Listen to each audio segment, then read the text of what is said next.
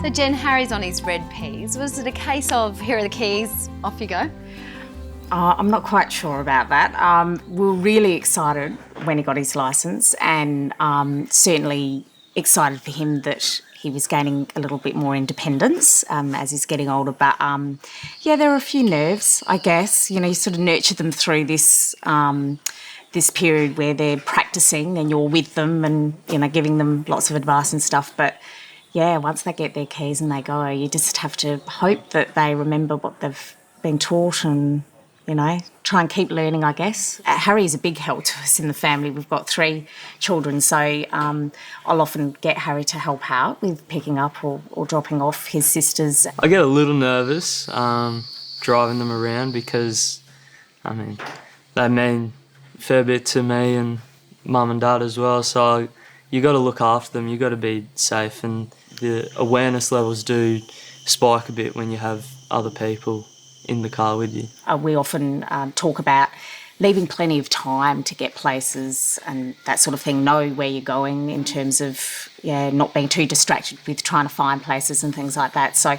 it's those sort of little tips, I think, that, you know, you can't help but want to keep giving your kids a bit of advice along the way. Statistically, we know that drivers that go from that L to red P stage are 6 times more likely to be involved in a serious crash, which is rather sobering. And Jen, as a parent, I think it helps us to understand why it's so important that we remain involved in our young drivers.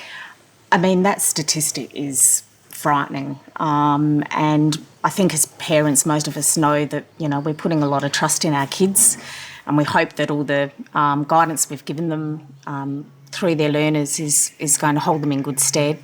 But the kids need to be aware of that statistic. They need to know and understand that they're in a really high-risk group. We've spoken to Harry about it, about the risk especially young males, just after they get their licence, that they are high risk.